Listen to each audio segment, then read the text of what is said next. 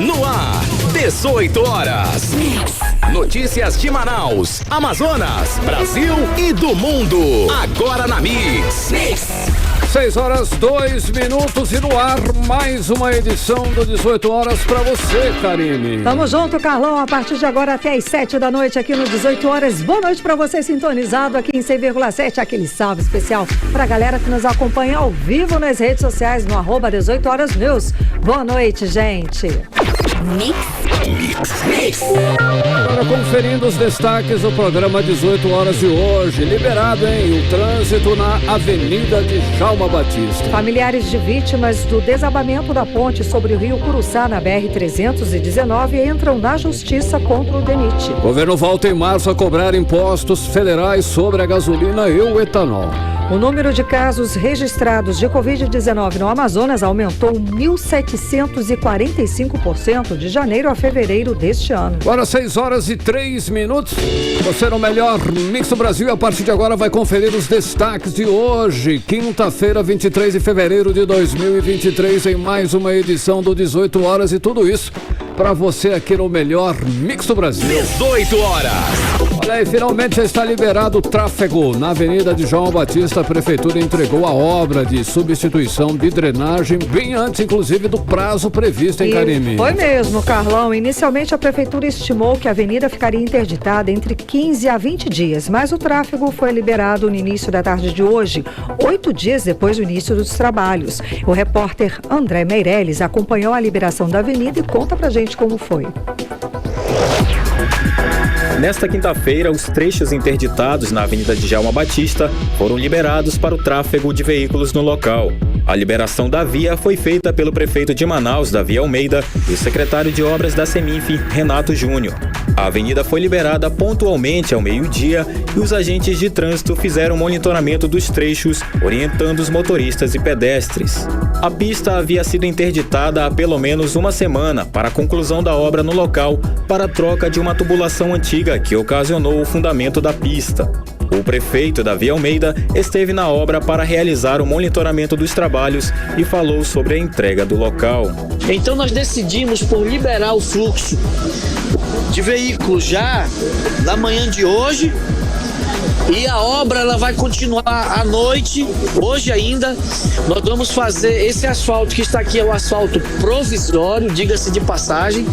Hoje à noite, a partir das 10 até as 5 da manhã, nós vamos continuar o trabalho de recapeamento.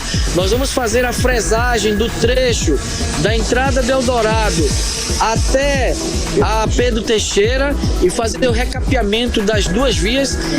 Lembrando que esse asfalto é provisório, nós vamos colocar mais uma camada de asfalto grossa, ainda hoje, aproximadamente 5 centímetros de asfalto. Vamos fazer a recomposição do meio-fio do canteiro central e vamos ficar trabalhando nos próximos dias no entorno da obra para poder deixá-la de uma forma, da melhor forma possível para a população da cidade de Manaus. O secretário de obras, Renato Júnior, afirmou que o asfaltamento definitivo será aplicado ainda na noite de hoje e o fluxo deve ser liberado até amanhã desta sexta-feira. Colocamos apenas uma capa para liberar a trafegabilidade e diminuir o transtorno causado pela intervenção da Djalma Batista, e à noite, das 10 horas da noite até as 4 da manhã, nós entregaremos a outra capa de asfalto e a Djalma Batista amanhã será completamente revitalizada. Com a liberação do fluxo de veículos, as linhas de ônibus do transporte público que passam pela Djalma Batista voltam à normalidade, como explica o diretor-presidente do Instituto Municipal de Mobilidade Urbana, Paulo Henrique Martins. O fluxo fica normal e as linhas de ônibus também. Então o usuário do transporte coletivo vai voltar aqui a todas as paradas e tudo volta como era antes. Durante a noite de hoje até amanhã desta sexta, os agentes de trânsito fazem orientações a todos os condutores e pedestres que passam pelo local. André Meirelles para o 18 horas. Você está ouvindo 18 horas. Porque ainda tem um detalhe aí, né? Mais uma via importante da cidade vai ser interditada nas próximas horas, assim que as obras da Avenida Djalma Batista forem definitivamente concluídas, Karine. Exatamente, Carlão. É mais um caso de sistema de drenagem comprometido. E o repórter André Meirelles está aqui com a gente ao vivo e explica mais pra gente sobre essa nova obra. Muito boa noite, André. Então, onde que fica? Essa aí vai ser lá na Avenida Maceió, é isso mesmo, André? Boa noite. É isso mesmo, Karine. Muito boa noite para você, boa noite, Carlão, e todos que nos acompanham. Olha só, a obra, inclusive, deve durar aí cerca de 10 a 15 dias. É o previsto, então, divulgado aí pela Secretaria Municipal de Infraestrutura. E aí, é ali naquele trecho, né, da Avenida Maceió. Lembrando também que a Avenida Maceió, ela é uma avenida bastante movimentada, né, assim como a Avenida Djalma Batista. Não é tanto, assim, importante, assim, movimentada, melhor dizendo, como a Djalma Batista, mas também é uma via importante, né, ali no local. E ela também vai receber aí esse trabalho de obras também no local, vai ser interditada. Então, a informação que a gente recebeu aqui da Seminf é que assim que essas obras concluírem ali na Djalma Batista, aí começa então a ser feita a obra ali na Avenida Maceió. A meta da secretaria aí, segundo informações, é solucionar de forma definitiva o problema, proporcionando a melhor trafegabilidade e estrutura para a população. Aí, segundo a pasta, não há riscos para os condutores que passam ali pelo local. E a expectativa é que a intervenção comece em 2 semanas, né? Assim, já que já há um projeto pronto, e aí as obras podem ser iniciadas em um final de semana ou um feriado, né, imprensado aí. E também vale ressaltar aqui que a informação da prefeitura é que não há riscos para os condutores que passam também ali, os que a gente fala, os condutores e também os pedestres que passam ali pelo local da Avenida Maceió, que vai ser interditada aí nas próximas horas, né? Porque a gente fala assim, Karine, Carlão, né? Foi trazido pela assessoria essa informação aqui, a gente fala nesse momento porque como a obra está prevista na Djalma Batista para terminar então amanhã, então, né, a gente vai esperar aí junto com a assessoria também para saber essa informação, se amanhã mesmo já começa essas obras, mas já está prevista, todas as máquinas já estão ali no local e a gente vai continuar acompanhando e qualquer, né, nova atualização a gente traz amanhã. Já está tudo engatilhado, né? Exatamente. Está tudo ali já pronto para começar. Tá ótimo, então, André. Beleza. Muito obrigada pelas informações. Boa noite. 6h09, você no melhor mix do Brasil. 18 horas. Olha só, em Manaus continua fazendo justiça ao título de 21ª cidade mais violenta do mundo. Hoje, um homem fez uma mulher de refém dentro de uma lotérica depois de roubar uma motocicleta na zona leste de Manaus. Exatamente, Carlão. O caso foi numa casa lotérica no conjunto João Paulo. O homem, que havia roubado uma moto de aplicativo lá no Jorge Teixeira, entrou na lotérica e exigiu que a funcionária entregasse uma arma para ele. Por vários minutos, ele ficou ameaçando a vítima com uma faca no pescoço dela. Foi aí que chegou a polícia. Durante a abordagem, ele acabou se entregando e liberando a funcionária. Felizmente, esse caso terminou bem, Carlão. O criminoso Karime, de 25 anos, já tem inclusive passagem pela polícia por tráfico de drogas. A motocicleta roubada também foi recuperada. Agora, outro caso que teve muita repercussão também, Carlão, aconteceu nesta quarta-feira. Foi o seguinte: Maurício Oliveira dos Santos, que tinha 30 anos, ele foi assassinado a tiros. Ele teve o corpo arrastado pelo carro dos criminosos da Rua 7 até a Rua 9, lá no bairro do Alvorada 3, na zona centro-oeste de Manaus. 2 adolescentes que estavam com ele no momento do ataque foram feridos. Um deles levou 2 tiros nas pernas e o outro 1 tiro na mão. 18 horas. Os familiares e vítimas do desabamento da ponte sobre o Rio Curuçá na BR-319, que liga Manaus a Porto Velho, começam a processar o Departamento Nacional de Infraestrutura de Transportes, que é o DENIT, pela tragédia, Karime. Carlão, 5 meses depois do acidente, o DENIT ainda não tem um diagnóstico sobre o motivo do desastre. O laudo está previsto para outubro deste ano. Enquanto isso, os familiares estão entrando com ações individuais, acompanhados por advogados particulares. Aí a repórter Odinera hoje explica agora pra gente como está a questão envolvendo os familiares. Vamos conferir. 5 meses depois do desabamento da ponte sobre o rio Curuçá, na BR-319, que liga Manaus a Porto Velho, os familiares das vítimas estão entrando com ações individuais contra o DENIT, Departamento Nacional de Infraestrutura de Transportes, por essa tragédia. Os familiares dizem que alguém tem que pagar pelas mortes. Uma das ações que já está na Justiça é dos familiares de Darlene Cunha. Na ação apresentada à Justiça Federal do Amazonas, no dia 17 de janeiro, os familiares pedem indenização de R$100 mil por dano moral e uma pensão para a filha pequena da vítima em parcela única de R$542 mil. Em nota, o DENIT informou que a investigação para apurar as causas da queda das pontes na BR-319 só terá um resultado em outubro, mais de um ano após a tragédia. Ainda segundo o DENIT, o órgão prestou auxílio quando solicitado aos familiares das vítimas. Logo após a queda da primeira ponte, um relatório do próprio DENIT revelou que havia danos em parte do concreto da estrutura da ponte. O mesmo documento apontou situação crítica nos bueiros da cabeceira da ponte, o que exigia reestruturação urgente. O integrante do Comitê Amazonas de Combate à Corrupção no Amazonas, o advogado Carlos Santiago, disse que as ações contra o DENIT são justas, até porque trata-se de uma tragédia anunciada. Louvável a atitude dos parentes das vítimas da BR-319.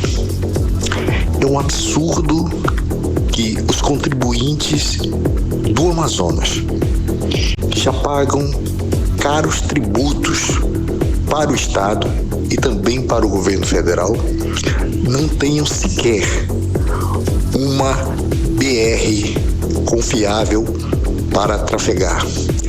Além disso, perdendo vidas para a incompetência dos governos. O Comitê Amazonas de Combate à Corrupção pede ao Ministério Público Federal e ao Tribunal de Contas da União medidas enérgicas para encontrar e punir os culpados pelas mortes no desabamento da ponte da BR-319. Pior que até agora, a reconstrução das pontes não começou.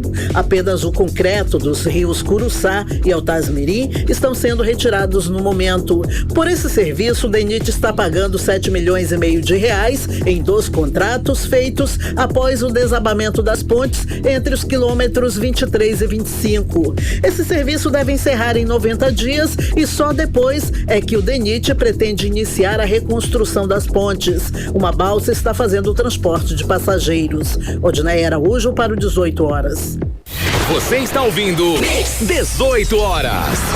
E hoje, no fim da tarde, o Departamento de Polícia Técnico-Científica, por meio do Instituto Médico Legal, confirmou a identificação da ossada humana encontrada na área dos destroços da ponte no rio Curuçá, no Careiro da Várzea. A vítima era a única que ainda estava desaparecida após o acidente registrado em setembro do ano passado. A ossada foi localizada entre os escombros da estrutura da antiga ponte por mergulhadores e resgatada por equipes do Corpo de Bombeiros Militar do Amazonas. O procedimento foi concluído em 48 horas a partir do exame de identificação odontológica. Após os procedimentos, os restos mortais do homem de 58 anos foram liberados aos familiares. É uma questão muito complicada e delicada mesmo, Carlão. Situação difícil. Exatamente, envolve várias questões, porque olha, escuta essa, mesmo com alagações, atoleiros, desabamentos, todos esses problemas de infraestrutura por causa de obras inacabadas, o DENIT suspendeu um contrato de R$165 milhões de recuperação do lote Charlie, um trecho de 52 quilômetros na BR-319, que fica antes do polêmico trecho do meio. A denúncia é do presidente da Associação dos Amigos e Defensores da BR-319, que é o André Marcílio. Vamos ouvir o que ele disse. Mais uma vez, a BR-319 é um exemplo de descaso de acompanhamento dos parlamentares, do poder público, que é injetado dinheiro todos os anos e acabam indo para o ralo, né? Então, a BR-319, nesse momento, o contrato de manutenção do trecho do meio continua, mas o do lote C, onde nós temos licença para ser repavimentado, infelizmente, nós não temos nenhum metro de asfalto nos 52 quilômetros. Você está ouvindo 18 horas. Ainda segundo André Marcílio, o DENIT passou a mão na cabeça do consórcio encarregado de realizar a obra da recuperação do trecho. Infelizmente, por incompetência administrativa e também da empresa que ganhou essa licitação, nós, mais um ano, passamos sem ter asfalto no lote C da BR-319. Deixaram a empresa lá receber recurso sem acompanhar a obra, colocaram uma usina de asfalto num terreno onde não tinha documentação. Infelizmente, o Ministério Público Federal embargou essa obra sem o acompanhamento devido dos órgãos de fiscalização. Você está ouvindo 18 horas. São 6 horas e 17 minutos. Você no melhor Mix do Brasil, conferindo os destaques do dia em mais uma edição do 18 horas. Olha só, em um alerta, o número de casos registrados de Covid-19 no Amazonas aumentou 1.745% de janeiro a fevereiro deste ano. E com o aumento do número de novos casos, a Prefeitura de Manaus emitiu agora um alerta à população para ficar atenta aos sintomas da doença e a buscar uma unidade básica de saúde ao apresentar qualquer sintoma para fazer, inclusive, o teste rápido, hein, Karine?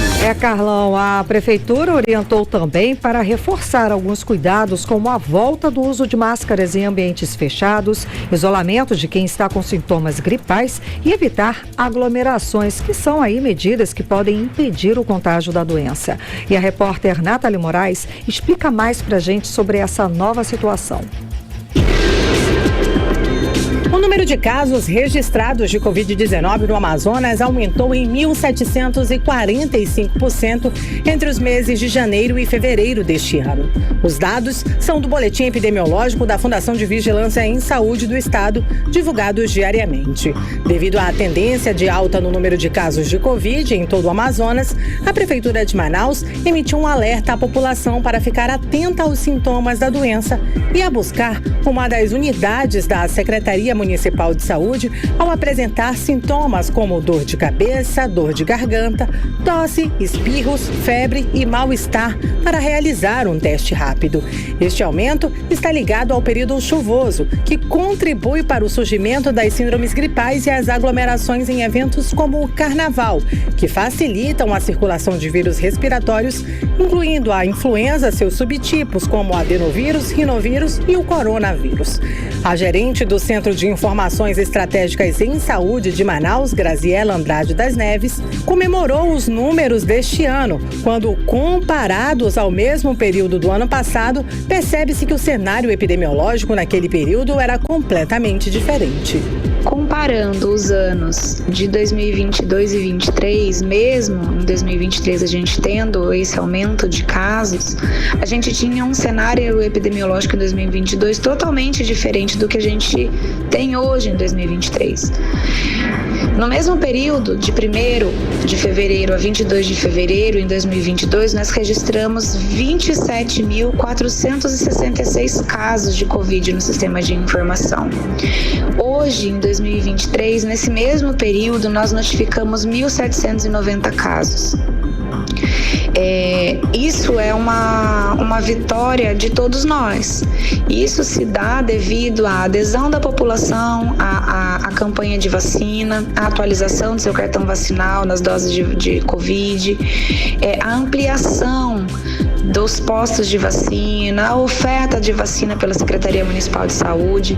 A gerente do CIEVES Manaus ressalta que o aumento das síndromes gripais devido à sazonalidade é esperado e todos os anos há aumento de casos nesse período, pois a chuva aumenta a umidade e com isso as partículas são suspensas no ar. Todos os anos a vigilância epidemiológica já espera esse aumento no número de casos das síndromes gripais e síndromes respiratórias agudas graves, devido à sazonalidade do inverno amazônico, né, que aumentam as chuvas e as pessoas com o intuito de se proteger acabam se aglomerando, mantendo o ambiente fechado e essas ações, essas atitudes contribuem para a transmissibilidade das síndromes gripais, seja ela Covid, seja ela influenza ou quaisquer outro vírus respiratório. Ao apresentar qualquer sintoma, o paciente deve ser submetido à testagem rápida de antígeno nas unidades básicas de saúde.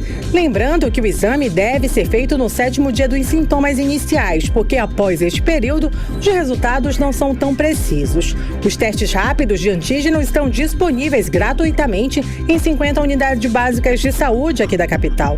O endereço e horários de atendimento podem ser acessados no site censa.manaus.am.gov.br. A vacinação contra a Covid-19 também está sendo ofertada nesta quinta e sexta-feira em 75 unidades de saúde aqui da capital. Nathalie Moraes para o 18 horas. Você está ouvindo 18 horas. 6 horas 22 minutos e olha só, temos mais um escândalo envolvendo o Congresso Nacional. É que quase todos os 513 deputados federais e 27 senadores da legislatura que teve início no dia 1º, além dos que encerraram seus mandatos em 31 de janeiro, embolsaram ou vão embolsar ainda R$ 39.300 a título de ajuda de custo para se mudar para Brasília ou para fazer o inverso, Karime, pegar o bico, voltar aos estados de origem.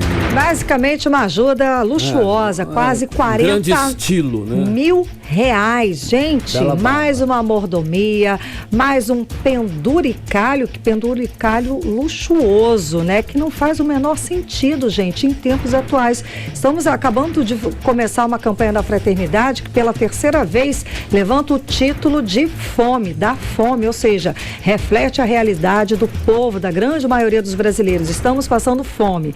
Daí a galera vai embolsar quase 40 mil reais para essa ajuda de custo. É uma vergonha, né? Para falar mais sobre essa situação absurda, vamos conversar com o nosso correspondente em Brasília, o jornalista Carlos Eduardo Matos. Cadu, conta pra gente, tem parlamentar do Amazonas participando dessa vergonhosa atitude, dessa mamata, Cadu? Boa noite, conta pra gente. A suspeita é que sim. Boa noite para você, boa noite Carlão, boa noite ouvintes do programa 18 horas.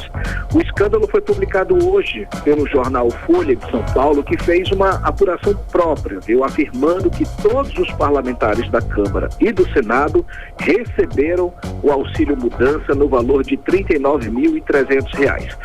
Só que os deputados e senadores reeleitos receberam o dobro. Eles teriam recebido R$ 39.300 no final do mandato anterior e receberam novamente o mesmo valor no início do novo mandato que começou agora em janeiro. Ou seja, eles receberam também, ao todo, né, R$ 78.600. Meu Deus, é um país rico, né, Cadu? Faz o menor sentido, né, Karime? Ainda mais como você disse, no começo dessa campanha da fraternidade, né? E, Karime, eu procurei os deputados Atílio Lins, Vilas Câmara, Sidney Leite, Capitão Alberto Neto e o senador Omar Aziz, que são os parlamentares do Amazonas que foram reeleitos. Mas até o momento ninguém respondeu. Importante frisar, Karime, essa informação não consta no site da Câmara. É uma informação que foi apurada pela Folha de São Paulo. Okay. E o que diz essa denúncia? Primeiro, o valor dado pela Câmara para ajudar o parlamentar na mudança para Brasília ou de volta para o Estado, esse valor de R$ 39.300 é um valor muito além do praticado, né, Karine? Se viajar para os Estados Unidos ou para a Europa, eu duvido que vai gastar esse valor, só com mudança, né? é uma quantia imoral. Na verdade, todos os parlamentares, tanto os eleitos para o primeiro mandato, quanto os que perderam, receberam esse dinheiro. Se não receberam, o valor vai ser creditado na conta ainda esse mês. O segundo ponto da denúncia é a duplicidade do pagamento aos parlamentares reeleitos. Quem disputou as eleições e voltou, recebeu 2 vezes. Se não foi um erro no sistema financeiro da Câmara e do Senado, Karime, foi maracutaia, foi corrupção. E esse dinheiro, Karime, precisa ser devolvido, né? Pelo menos uma das partes, né? A folha, até porque é importante a gente frisar, viu? É um dinheiro que, embora seja um valor imoral, como eu falei, um valor exorbitante, né? É um direito assegurado em lei, tá? No regimento das 2 casas, então o parlamentar tem esse direito, né? Só que agora, recebendo duplicidade, aí é imoral. O parlamentar precisa ter a iniciativa de correr atrás e fazer a devolução desse dinheiro. A Folha de São Paulo procurou respostas junto à presidência das 2 casas, mas até agora nem Arthur Lira, nem o Rodrigo Pacheco deram explicações. De qualquer forma, Karime, a gente deixa aqui o nosso espaço aberto para que os parlamentares da bancada do Amazonas possam dar esclarecimentos, né? Se eles receberam esse auxílio de fato, se vão devolver o valor em duplicidade, né? O que eles acham disso tudo? Até porque é um dinheiro extra. É um dinheiro extra, é um dinheiro que está fora da cota parlamentar. Então eles acharam que era um dinheiro que ia cair ali solto, que ninguém ia denunciar, mas aí veio a Folha de São Paulo e fez essa denúncia que é grave, né? Eles tiveram apoio, eles tiveram ajuda ali da Câmara e do Senado para receber esse dinheiro. Agora, já que a Câmara deu, por receber, ou seja, não prevaleceu um pouco do bom senso, né? Da justiça, da honestidade nesse caso, né? Karime, Carlão. Ei, Cadu, olha só, o governo bateu o martelo e decidiu que a partir de março vai voltar a cobrar impostos federais sobre a gasolina e também sobre o etanol. Em que essa decisão vai impactar para nós consumidores, Cadu? Vai impactar no bolso, Carlão. O governo federal diz que agora é para valer, é dos Vera, que não pretende mais prorrogar aquela medida provisória que desonera a tributação sobre a gasolina, o etanol, o diesel e o gás de cozinha, e o biodiesel também. E com a volta dos impostos federais e estaduais, os preços vão subir a partir do dia 1º de março. Isso porque a lei da desoneração, ela vai até o fim desse mês, 29 de fevereiro. A expectativa é de que a gasolina, por exemplo, fique aí no valor entre R$6 e R$7. Né? Isso aí foram tempos tenebrosos do ano passado, né? De 2021 também. Aí tem aquelas variáveis de estado para estado, né? A alíquota do ICMS, variação de preço na distribuidora, tudo isso altera o preço na bomba. O preço que pode ser praticado aqui em Brasília não vai ser o mesmo praticado no estado do Amazonas, principalmente no interior do estado, né? Que é bem mais caro. Esse assunto já está sendo discutido dentro do Palácio do Planalto, o Carlão, que ainda não tem uma solução para manter os preços que estão sendo praticados hoje. E a Petrobras, até o momento, não apresentou nenhum plano de contingência para conter a inflação sobre o preço dos combustíveis. Ou seja, quando soltar o preço, a desoneração acabar, vai haver aquela situação, né? O preço vai subir exorbitantemente, vai ter posto cobrando antes do prazo, antes do início, né? A gente lembra que em janeiro aconteceu isso, o governo anunciou, vai acabar a desoneração, já tinha posto no fim do ano passado já cobrando a mais. Toda essa situação vai voltar à tona de novo. Só que o governo aí tem essa briga, Carlão, então uma crise econômica e política aqui para frente, né? Falta só uma semana e pouco aí para essa desoneração acabar. Por isso já tem parlamentar da base do governo brigando para que o governo mantenha a desoneração tributária, mantenha essa medida provisória, até que haja uma estratégia mais palpável, mais concreta, para impedir a explosão dos preços, como a gente está falando. Só que o governo está de olho na arrecadação, claro. A expectativa é voltar a arrecadar 22 bilhões de reais. E os estados também estão fazendo pressão para recuperar as perdas do ICMS. Então, há uma queda de braço entre a área econômica, que está correndo atrás de dinheiro, e a área política, que também está pensando nos dividendos políticos, que pode prejudicar bastante o presidente Lula. Mas até o momento, Carlão, o fato aqui é esse, né? Não há expectativa para uma solução que possa amenizar os impactos da volta dos impostos federais e estaduais sobre a gasolina e o etanol. A única informação que o Ministério da Fazenda deu até agora, inclusive deu agora à tarde, é que deve manter a desoneração tributária sobre o diesel, biodiesel e gás de cozinha. Ou seja, dos males o menor. A gente não vai sofrer um impacto aí no produto final, no caso, os nossos alimentos, por exemplo. Então vamos continuar aguardando, porque essa semana está só começando, que eu digo pós-carnaval, né? Hoje é quinta-feira, mas é possível que ao longo dos dias, é possível que haja alguma solução, alguma medida, algum anúncio do Ministério da Fazenda para tentar solucionar ou amenizar os impactos da inflação sobre os combustíveis. Carlão e Karine.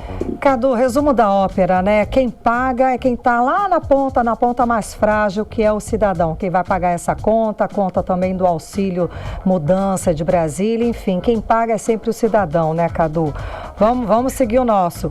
A base de apoio do ex-presidente Bolsonaro está cada dia menor, né, Cadu? Agora foi a deputada Carla Zambelli que está se distanciando de Bolsonaro. Conta pra gente, o bolsonarismo, vamos colocar assim, está perdendo força, Cadu?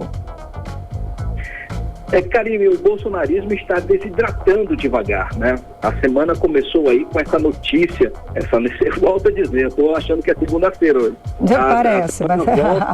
tá parecendo, né? Mas essa pós-carnaval aí está começando com essa notícia de que a deputada federal Carla Zambelli teria feito um acordo com o ministro do STF, Alexandre de Moraes, para não ser presa. A própria deputada confirmou essa informação, mas com outras palavras. Ela disse que mandou e-mail, tá, enfim. Mas ela negou ter prestado algum depoimento ou ter feito algum tipo de delação premiada, digamos assim, para prejudicar o ex-presidente Jair Bolsonaro. O fato é que, após esse contato com o ministro Moraes, as redes sociais dela, da deputada Carla Zambelli, foram desbloqueadas. Desde o episódio de 8 de janeiro, as redes sociais dela estavam bloqueadas, o STF mandou parar tudo, inclusive tirou até o porte de arma dela, foi aquela confusão, ela foi alvo de duros ataques por parte do STF. Agora isso acabou. Por isso, a ala de apoio a Bolsonaro e o próprio presidente Bolsonaro estão chamando Carla Zambelli de traidora. Logo ela, que foi uma das lideranças ferrenhas do bolsonarismo ao longo do último mandato aí. E essa confusão, Karine, causou um racha dentro do bolsonarismo. Justamente agora que Bolsonaro anunciou que pretende voltar ao Brasil no mês que vem, né, para liderar a oposição ao presidente Lula. Pelo visto, ele vai encontrar a casa bastante desarrumada e ele vai ter muito trabalho para reorganizar o time dele. Inclusive, ele atribui a derrota dele nas eleições passadas a Carla Zambelli, por causa daquele episódio dela correndo armada atrás de um homem negro na capital paulista, né, faltando um diazinho para a votação no segundo turno. Eu fico pensando, se aquele episódio não tivesse ocorrido, talvez Bolsonaro teria vencido, né, ou a margem teria sido de derrota. É difícil de afirmar, né? Difícil de afirmar, né, Cadu? Mas foi um fato que impactou bastante, né? A mídia trabalhou muito em cima desse fato, né? Foi um fato muito negativo dela correndo armada de pistola no meio da rua, correndo atrás de uma pessoa que ela acusava de ter agredido, que na verdade nem agrediu no final, né? Foi uma vergonha e aquilo respingou, claro, no processo político do ex-presidente Bolsonaro, e por isso que ele atribui a ela a culpa, né? Claro, o presidente Bolsonaro, ele atribui a qualquer outra pessoa a culpa pelos erros dele. Então, o Carla Zambelli conseguiu trincar ainda mais essa aliança bolsonarista dentro do Congresso Nacional, que está forte no Senado e não mais na Câmara. Enquanto isso, Karine, o presidente Lula segue afiando a sua narrativa de líder estadista, né? Hoje ele teve um pontaço, surgiu aí o governo da Rússia está avaliando as propostas do presidente Lula para mediar a paz na Ucrânia e cessar o conflito, que completa nessa sexta-feira aí 1 ano. Ou seja, ele vem falando ao longo da semana que é preciso criar um grupo de países pela paz, que é preciso selar paz entre a Rússia e a Ucrânia. Os estudiosos, né, da geopolítica crítica, inclusive até zombaram de Lula, dizendo que não tem nada a ver, a Ucrânia nunca quis disputar forças com a Rússia e tal, então o Lula está falando besteira, mas acabou que o chanceler russo, ele afirmou que é possível atender ao clamor de Lula e tentar estabelecer uma renegociação, ou seja, no campo diplomático, no campo de relações exteriores, Lula hoje tem um grande ponto e isso ajuda na governabilidade dele e também o torna um estadista no cenário internacional. Então vamos seguir acompanhando como é que vai ser esse posicionamento internacional do presidente Lula. Volto com vocês, Karine e Carlão. Valeu, obrigada, Cadu, pelas informações, Cadu. Boa noite, bom trabalho. Valeu, gente. Até amanhã. Tchau, tchau. Amanhã, 6h36, você é o melhor mix do Brasil. 18 horas. Daqui a pouco, aqui no 18 horas, Sindicato dos Trabalhadores da Educação do Estado aprova reajuste de 25% de reposição salarial deste ano e do ano passado. É o nosso assunto em instantes. Mix. 6h36, vamos conferir a previsão do tempo, hein? Amanhã é sexta-feira. Tempo e temperatura com ela, Karime Leão. Previsão do tempo. Carlão, e a previsão para amanhã é de sol com muitas nuvens durante o dia, períodos de nublado, é claro, com chuva a qualquer hora. Isso segundo informações do Climatempo. A mínima prevista de 24 graus, a máxima não deve passar dos 30 graus. As chances de chuva são de 90% e a umidade relativa do ar fica entre 57% e 98%. Mix. Olha só, o Rio Negro subiu mais 9 centímetros de ontem para hoje, elevando a cota no Porto de Manaus para 23 metros e 70 centímetros acima do nível do mar. 18 horas. A Agência Nacional de Telecomunicações, a Anatel, liberou hoje a faixa de internet 5G para 12 cidades do Amazonas que fazem parte da região metropolitana de Manaus. Essas cidades vão poder receber as antenas da faixa 3,5 GHz a partir do dia 27 deste mês. E com essa decisão da Anatel, as operadoras podem solicitar a implantação da infraestrutura da 5ª geração de redes móveis para os municípios de Altazes, Careiro, Careiro da Várzea, Iranduba, Itacoatiara, Itapiranga, Manacapuru, Manaquiri, Novairão, Presidente Figueiredo, Rio Preto da Eva e Silves. Olha só, vale lembrar que em Manaus o sinal 5G foi ativado em outubro do ano passado. Segundo a Anatel, até o momento, Manaus tem 171 antenas que disponibilizam essa tecnologia. 18 horas. Trabalhadores da educação do Amazonas dão início à campanha salarial dos servidores da rede estadual de ensino. A data base da categoria é no dia 1º de março. E em Assembleia Geral, o sindicato que representa os profissionais aprovou 25% de reajuste referente à reposição salarial deste ano e do ano passado, além do retroativo dos reajustes de 2020 e 2021. E caso o governo do estado não aceite negociar com os trabalhadores, a categoria marcou manifestação no próximo dia 7 de março. E as informações agora com Odineia Araújo. Os servidores da educação do Amazonas, filiados ao Sinteam, Sindicato dos Trabalhadores da Educação no Estado, aproveitaram o feriado de carnaval para decidir o rumo da campanha salarial da categoria. Em assembleia realizada na quarta-feira de cinzas, eles aprovaram o índice de reajuste para a data base 2023 e a agenda de lutas para o mês de março, o mês da campanha salarial dos trabalhadores da educação. Os servidores da rede estadual de ensino reivindicam 25% de reajuste salarial esse ano. Deste índice, 10,54% são referentes à data base de 2022, 7% de reajuste deste ano de 2023 e 7,56% referente a retroativo dos reajustes de 2020 e 2021, além de algum ganho real para os trabalhadores. É o que explica a presidente do Sinteam, Ana Cristina Rodrigues. Esse percentual se dá porque o governo do estado não pagou a database de 2022 e não pagou o retroativo de 20 e 21.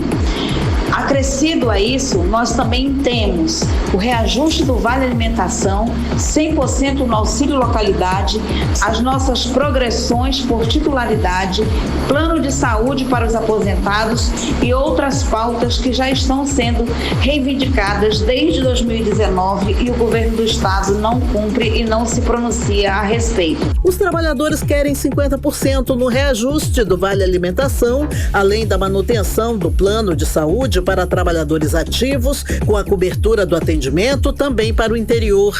A database dos servidores da educação vence no dia 1º de março. A legislação prevê que a negociação da database aconteça até o último dia do mês.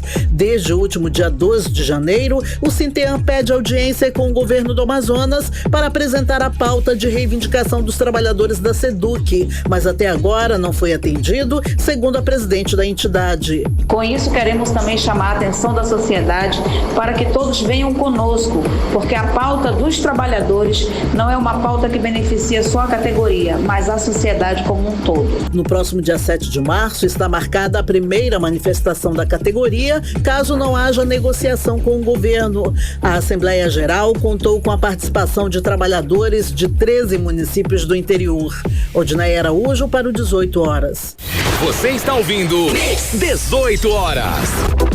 Olha só, estamos aí na quaresma, período de preparação para a Páscoa, e na tradição cristã que o costume de comer peixe está ligado a uma forma de praticar o jejum e também a abstinência, Karime. Bom, Carlão, o fato é que o peixe faz parte aí da tradição na Semana Santa. Isso explica o aumento de 20% no consumo e por isso também acaba aumentando o preço, tá? Como explica a repórter Nathalie Moraes. A orientação para o consumo de pescado durante a quaresma já não é mais tão seguida à risca pelos cristãos. O período de 40 dias que começou a ser contado nesta quarta-feira de cinzas segue até o domingo de Páscoa no mês de abril, quando a procura por peixe na chamada Semana Santa é maior. A demanda sobe em até 20%, faltando pouco para o jejum da carne vermelha. A Feira da Manaus Moderna, uma das maiores aqui da capital, é responsável por abastecer restaurantes, supermercados e todo o interior do estado. E atualmente trabalha com aproximadamente 100 feirantes, que comercializam exclusivamente peixes regionais, como tambaqui, pirarucu e surubim. Segundo o titular da Secretaria Municipal de Agricultura e Abastecimento, Wanderson Costa, não há um número exato de pescado consumido, mas pela estimativa do público que frequenta a feira e pelos relatos dos feirantes, nesse período que antecipa a Páscoa, as vendas aumentam significativamente. Preparamos com muito carinho nesse período para que os clientes possam acessar a feira, os clientes possam vir fazer suas compras de forma segura, de forma tranquila. Nós trocamos todos os expositores da área de carne, são expositores novos, onde eles podem fazer o abastecimento e o condicionamento da sua carne, e também do pescado com caixas novas, para que eles possam também fazer o seu acondicionamento do seu produto da melhor forma possível. Para os cristãos, a quaresma é o período em que os católicos são preparados para a Páscoa. Nessa época, a Igreja Católica propõe aos fiéis momentos de oração, reconciliação e confissão. Nesta quarta-feira, também iniciou a campanha da Fraternidade, que traz como tema Fraternidade e Fome. O Frei Paulo Xavier, que responde pela Igreja de São Sebastião, no Centro Histórico de Manaus, falou sobre a importância do tema nos dias atuais. E esse tema deste ano é fraternidade e fome. Olhando a situação, a gente passa pelas ruas da nossa cidade, do centro histórico, mas também em toda a realidade aqui de Manaus, a gente percebe o quanto as pessoas estão famintas. Tem pessoas com muitas necessidades. Então, uma forma da igreja trazer à tona esta dimensão da solidariedade. Para quem pretende comprar o pescado, nesta quinta, tem feira da Agência de Desenvolvimento Sustentável, vendendo pescado como tambaqui, pirarucu e matrinchã no Manaus Plaza Shopping. Corre, porque a feira só vai até às 7 da noite. Nathalie Moraes para o 18 horas. Você está ouvindo 18 horas. 6 horas 44 minutos. Daqui a pouquinho você confere no 18 horas que vereador de Manaus é condenado por danos morais e vai ter que pagar R$7.000 para cobrador de ônibus. Esse é o nosso assunto em instantes aqui no 18 horas. 18 horas. Olha só, as exportações da carne bovina para a China estão suspensas desde hoje, depois da confirmação de um caso da doença da vaca louca. Segundo o Ministério da Agricultura, o caso foi diagnosticado no município do Pará. A suspensão das exportações segue o protocolo sanitário entre os dois países, hein, Karine? É sério, Carlão, hein? é muito sério, mas é importante dizer que o Ministério da Agricultura descartou o risco para o consumidor. E aqui no Amazonas, as autoridades sanitárias já estão em alerta sobre o caso. Vamos conferir agora mais detalhes sobre o assunto na reportagem de André Meirelles.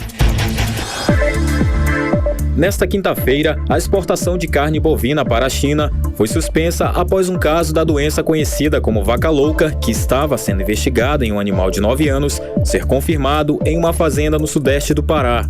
Em nota enviada à imprensa na manhã de hoje, o ministro da Agricultura e Pecuária, Carlos Fávaro, afirmou que as características e sintomas avaliados no caso da vaca louca no município de Marabá indicam a possibilidade de uma forma atípica da doença, ou seja, que surge de forma espontânea no animal e não causa riscos à saúde pública.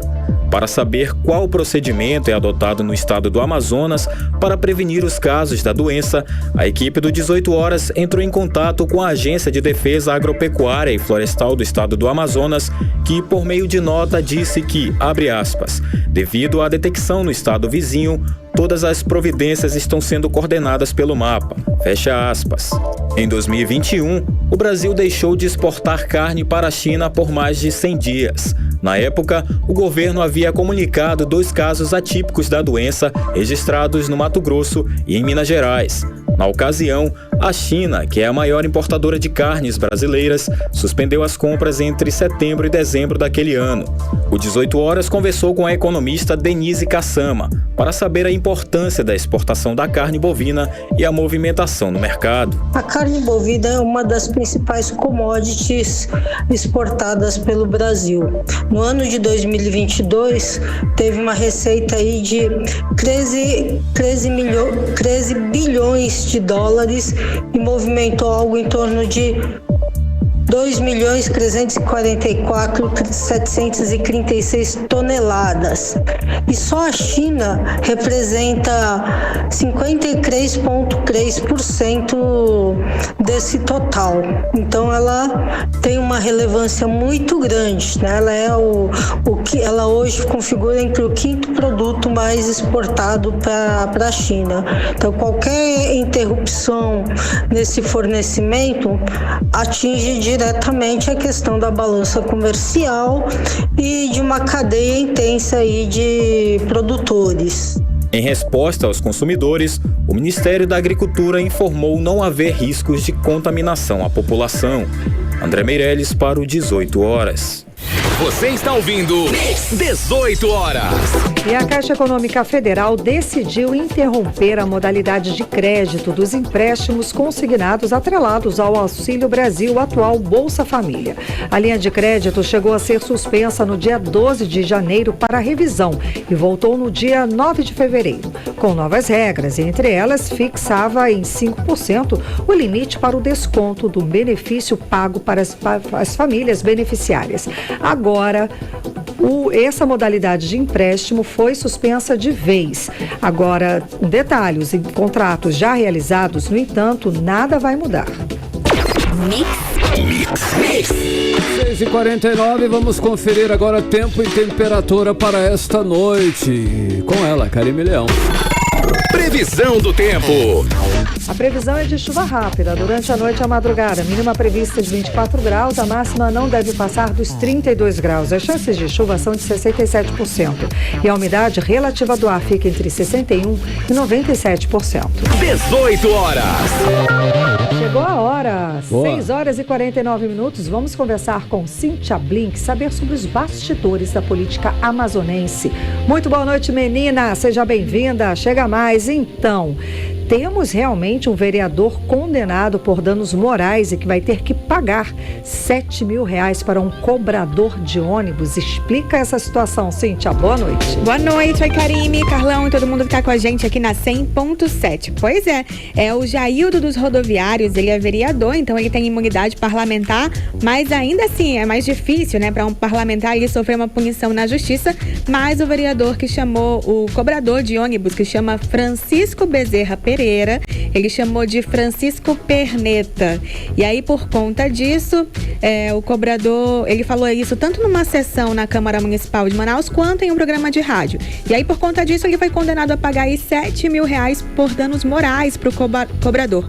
A juíza Vanessa Leite Mota, da 9ª Vara do Juizado Especial Civil do Tribunal de Justiça do Amazonas, entendeu que essas ofensas do vereador contra o cobrador não eram alcançadas ali pela imunidade parlamentar. Até porque o Francisco Pereira tem direito à honra, como garante a Constituição Federal de 1988. Aí o detalhe é que o Francisco Pereira, ele não é só um cobrador, ele é também um inimigo de Jaildo dos Rodoviários há tempos. Por quê? Ele é de um grupo de sindicalistas que tentou ficar à frente do Sindicato dos Rodoviários, que é presidido por Givanci Oliveira, que além de aliado de Jaildo dos Rodoviários, é irmão dele. Karime, Carlão. Ei, olha só, Cíntia, o Tribunal de Contas do Amazonas realizou uma sessão na semana de carnaval. O que decidiram aí os conselheiros do TCE? Pois é, teve sessão no Tribunal de Contas do Amazonas, as casas legislativas pararam, mas a gente continua e o TCE também. Então, nessa quinta-feira teve sessão que durou ali mais ou menos meia hora, não teve todos os conselheiros presentes, mas teve suficiente para ter a sessão.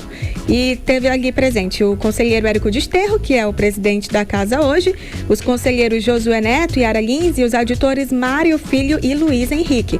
A procuradora também Elisandra Monteiro. E apesar de ser um grupo pequeno, tinha quórum, né? Vou dar um nome ali dos faltosos, que foram os conselheiros Mário de Melo, Luiz Fabiano Barbosa, Ari Moutinho e Júlio Pinheiro. Quem não gostou dessa assiduidade foi o ex-presidente da Câmara de Inhamudá, que é o Geraldo Afonso Bindá, porque ele foi multado em R$122 mil, R$122.700.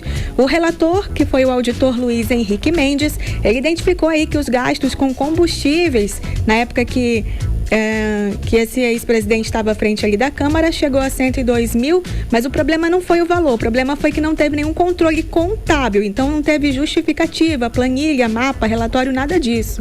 E aí, por isso, ele votou em aplicar a multa, o voto foi seguido por todos os outros, e agora o ex-presidente da Câmara Municipal de Inhamudá, Geraldo Bindá, tem 30 dias, ou para fazer o pagamento, ou para recorrer. Ao todo, hoje foram vistos ali 21 processos que foram julgados durante a sessão ordinária e na semana de carnaval. Karime, Carlão. Cíntia, ainda falando de carnaval, teve carnaval caro por aqui, né? O prefeito de Manaquiri gastou mais de R$500 mil na folia. Como é que foi isso? Conta pra gente. Pois é, o prefeito do município de Manaquiri é o Jair Souto. Ele gastou mais de R$570 mil na contratação de 4 empresas durante o período aí de carnaval e festa do aniversário da cidade. A gente está falando ali do intervalo de 19 a 25 de fevereiro, né?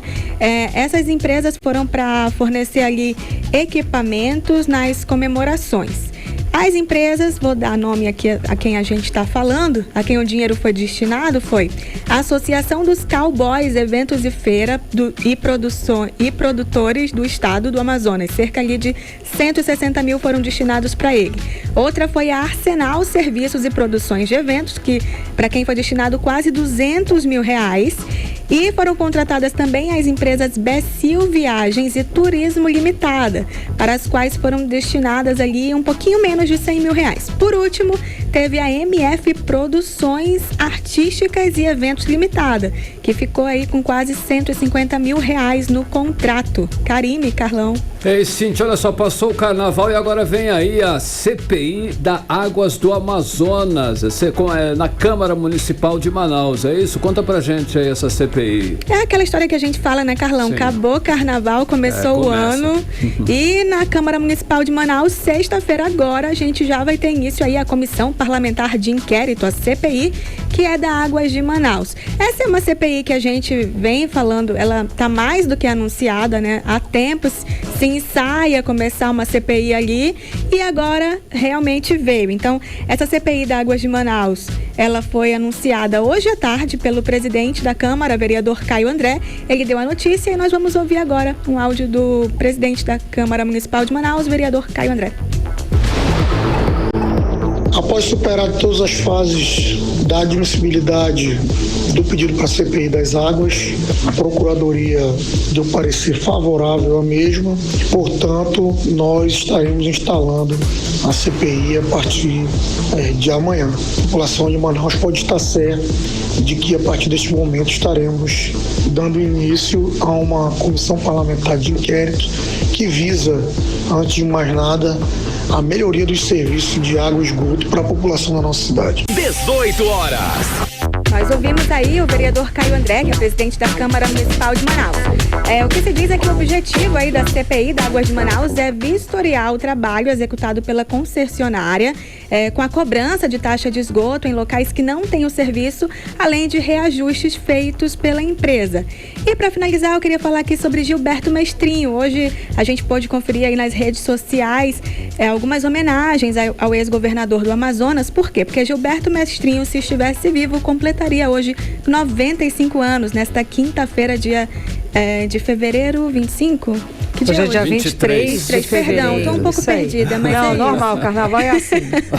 E ele morreu aos 81 anos e em 2009, né? E ele foi quem lançou Amazonino Mendes na política. E eu achei importante fazer esse registro. Sem dúvida, foi um grande estadista. Ele e Amazonino Mendes realmente trouxeram desenvolvimento, trouxeram progresso para o estado do Amazonas. Professor Gilberto Mestrinho. A marca dos dois é inigualável, inquestionável, inclusive, na história do estado. Obrigada, Cíntia. Valeu, Cíntia. Obrigada, volto amanhã. 6h56. 18 horas. Olha só, mais de 10% das ações trabalhistas no Amazonas e Roraima em 2022 iniciaram com reclamações verbais, ou seja, feitas pelo próprio trabalhador. Nas capitais, Manaus e Boa Vista, mais de 4.000 ações trabalhistas começaram sem a mediação de um advogado, Karime. Pois é, Carlão, e entre as principais reclamações estão a falta de vínculo empregatício, férias e 13º não pagos. Vamos entender melhor sobre esse assunto agora na reportagem de Odiné Araújo. Em 2022, o Tribunal Regional do Trabalho da 11ª Região, que atende aos estados do Amazonas e Roraima, recebeu 29.352 novos processos. Levantamento realizado nas 32 varas revelaram que desse total de processos, 4.638 são de reclamações iniciadas por meio do serviço de atermação, ou seja, as reclamações verbais feitas diretamente pelos trabalhadores. Esses processos iniciados diretamente pelos trabalhadores, sem a intermediação de um advogado, representam 10,72% do total de denúncias recebidas no ano passado. O juiz do trabalho, Igozani, explica que na Justiça do Trabalho, um processo pode ser iniciado por meio de advogado ou pelo serviço de atermação oferecido pelos tribunais, que é disponibilizado para as chamadas reclamações verbais. Esse atendimento é oferecido aos trabalhadores que desejam entrar com uma ação na justiça, mas por algum motivo não tem como contratar os serviços de um advogado, conforme explica o juiz Igozani. Para você procurar a Justiça do Trabalho, além de advogados em si, você pode comparecer ao nosso fórum diariamente e proceder à termação, que é a tomada da sua ação sem advogado. No processo do trabalho, na Justiça do Trabalho, vigora o jus postulandi, que é a possibilidade de você ajuizar e acompanhar o seu processo sem a necessidade de um advogado, bastando que você se apresente perante o servidor na sede do TRT, no fórum do TRT, leve os documentos pertinentes, as provas que você tenha, e a partir daí o processo pode ser ajuizado, pode ser apresentado somente por você. Ainda de acordo com o juiz do TRT, Igor Zani, a Justiça do Trabalho está apta a receber todo tipo de reclamação trabalhista. Podem entrar na Justiça do Trabalho aquelas ações que tratam sobre o direito dos trabalhadores, incluindo aqueles empregados de carteira assinada, aqueles sem carteira assinada, trabalhadores autônomos, diaristas, empregados domésticos, etc. Todos esses processos são de competência da Justiça do Trabalho. Os principais temas dos processos trabalhistas em 2022 foram os do cotidiano, como verba rescisória, rescisão indireta de contrato, multa de FGTS, reconhecimento de vínculo de emprego, férias e 13º não pagos. Se a pessoa interessada em iniciar a reclamação verbal morar nos municípios do interior do Amazonas ou de Roraima, por exemplo, onde não há vara do trabalho, é possível acessar a ferramenta Atermação Online, também disponível no portal do TRT11, no menu Serviços. Odinei Araújo para o 18 horas. Você está ouvindo 18 horas. Agora em Manaus, 7 horas em ponto. Seguimos direto para o Editorial 18 horas. Editorial 18 horas. Uma equipe do Ministério Público Federal acaba de constatar a situação precária de indígenas nas vizinhanças de Manaus. Uma comunidade inteira está sofrendo na aldeia Branquinho, no Tarumançu, na zona oeste de Manaus. A equipe ouviu os relatos sobre as dificuldades enfrentadas pelos indígenas em áreas como saúde, educação e transporte. De acordo com o Ministério Público, a aldeia é a mais afastada polo base Tarumã-Açu e não tem barco para levar as pessoas doentes para fazer exames. A agente de saúde do local disse que trabalha com materiais precários e medicamentos insuficientes. E a comunidade tem só uma professora, sem estrutura material ou merenda escolar. A situação em uma aldeia a poucas horas do centro urbano de Manaus aponta para um fato gravíssimo. O descaso com os povos indígenas alcançam cada canto da Amazônia, distante ou não dos centros de decisões. 18 horas. 7-1, Karine, boa noite. Boa noite, obrigada pela companhia, gente. Um beijo, até amanhã. Até amanhã. Você ouviu 18 horas. As notícias do Brasil e do mundo. De volta amanhã.